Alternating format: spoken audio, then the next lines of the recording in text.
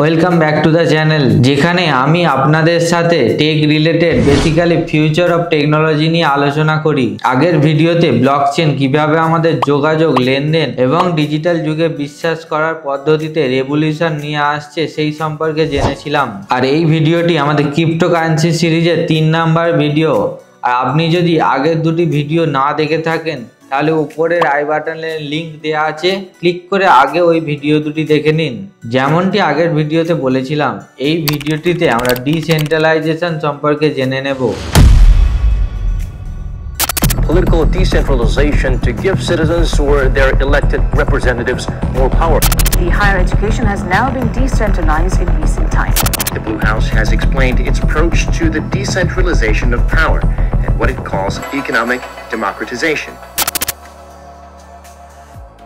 তাহলে blockchain decentralisation বলতে computer বা নোডের নেটওয়ার্ক জুড়ে ক্ষমতা এবং অথরিটি ডিস্ট্রিবিউশনকে বোঝায়, যা সম্মিলিতভাবে একটি ব্লকচেনকে মেনটেন এবং ভ্যালিডেট করে। প্রথাগত সেন্ট্রালাইজড বা কেন্দ্রীয় ব্যবস্থাগুলি লেনদেনের সুবিধার্থে এবং যাচাই করার জন্য একটি কেন্দ্রীয় কর্তৃপক্ষ বা মধ্যস্থতাকারীর উপর নির্ভর করে, এবং ঠিক এর বিপরীতে ডিসেন্ট্রালাইজড বা বিকেন্দ্রীভূত ব্লকচেন প্রযুক্তির লক্ষ্য হলো একাধিক অংশগ্রহণকারীদের সম্মিলিতভাবে সিস্টেম বজায় রাখার অনুমতি দিয়ে একটি কেন্দ্রীয় কর্তৃপক্ষের প্রয়োজনীয়তা দূর করা।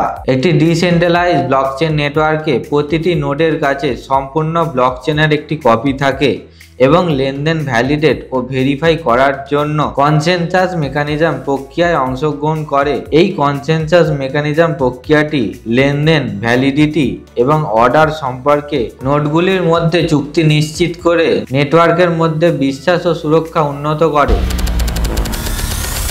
তো এই ডিসেন্ট্রালাইজেশন আসলে কি? ডিসেন্ট্রালাইজেশনের বাংলা অর্থ হলো বিকেন্দ্রীকরণ, যা এক কথায় সেন্ট্রালাইজড বা কেন্দ্রীভূত করার পরিবর্তে ব্যবহৃত পদ্ধতি, নিয়ন্ত্রণ এবং তথ্য বিতরণ। আসুন এটিকে একটি উদাহরণের মাধ্যমে আরো সহজ করে বোঝার চেষ্টা করি। ধরুন আপনি এবং আপনার বন্ধুরা মিলে একটা বুক ক্লাব তৈরি করার সিদ্ধান্ত নিয়েছেন এবং কার কাছে কোন বই আছে তা ট্র্যাক করার জন্য আপনি একটি শেয়ার ডকুমেন্ট তৈরি করেছেন। বা ধরে নিন একটা হোয়াটসঅ্যাপ গ্রুপ, যেখানে প্রতিবার যখন একটি বই হাত পরিবর্তন হবে তখন যিনি বইটি দিচ্ছেন এবং যিনি এটি গ্রহণ করছেন উভয়ই একটি করে এন্ট্রি লিখবেন। আর এভাবেই ক্লাবে সবাই দেখতে পারবে নির্দিষ্ট সময় কার কাছে কোন বই আছে। এখন ধরুন হঠাৎ কেউ দাবি করলো যে সে একটি বই ফেরত দিয়ে গেছে যখন কেউ ছিল না, তখন অন্য সবাই ওই শেয়ার ডকুমেন্টটা পরীক্ষা করে দেখতে পারবে আসল সত্যটি কি।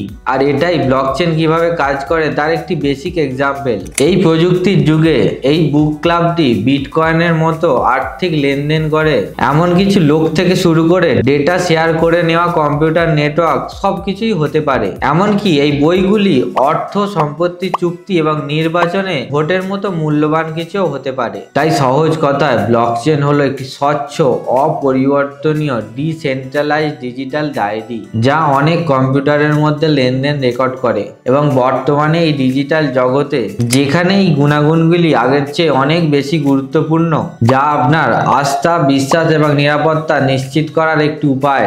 দেখুন, ডিসেন্ট্রালাইজেশনের আসল উদ্দেশ্য সেন্ট্রাল অথরিটির কাছ থেকে পাওয়ারকে ডিস্ট্রিবিউট করা। এটিকে এভাবে ভাবুন, সবকিছুর দায়িত্বে একজন বিগ বস থাকার পরিবর্তে এমন একটি নেটওয়ার্ক যেখানে প্রত্যেকেরই মতামত বা অ্যাটলিস্ট কিছু কন্ট্রোল থাকবে। এই কনসেপ্টটি কেবল পলিটিক্স এবং ইকোনমিকের মধ্যে সীমাবদ্ধ নয়, এটি টেকনোলজিতে অনেক রেভলিউশন আনছে, যার প্রধান উদাহরণ ব্লকচেন এবং ক্রিপ্টোকারেন্সি। ডিসেন্ট্রালাইজেশন এই কনসেপ্টটি নতুন না, এটি প্রথমে কমিউনিকেশন নেটওয়ার্কগুলির সাথে শুরু হয়েছিল ইন্টারনেটের বিকাশ এবং এখন ব্লকচেন প্রযুক্তির সাথে নতুন উচ্চতায় পৌঁছে ডিসেন্ট্রালাইজড ফাইন্যান্স এবং ডিসেন্ট্রালাইজড অটোনোমাস অর্গানাইজেশনের মতো সংস্থাগুলিকে উন্নত করে তুলছে। আর ব্লকচেন হলো ডিসেন্ট্রালাইজেশনের মেরুদণ্ড।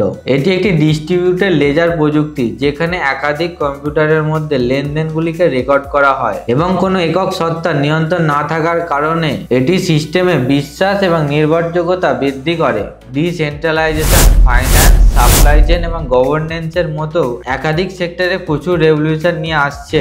আপনি ফাইন্যান্সের কথা ধরে নিন, যেখানে বিটকয়েন এবং ইথেরিয়ামের মতো ক্রিপ্টোকারেন্সিগুলি ডিসেন্ট্রালাইজ নেটওয়ার্কগুলিতে কাজ করে, যা কোনো রকম মধ্যস্থতাকারী ছাড়াই পিয়ার টু পিয়ার লেনদেনের অনুমতি দেয়। সাপ্লাই চেইনের ক্ষেত্রে ব্লকচেন উৎপাদন থেকে ডেলিভারি পর্যন্ত পণ্যের ট্রান্সপারেন্সি ও ট্রেসেবিলিটি নিশ্চিত করে।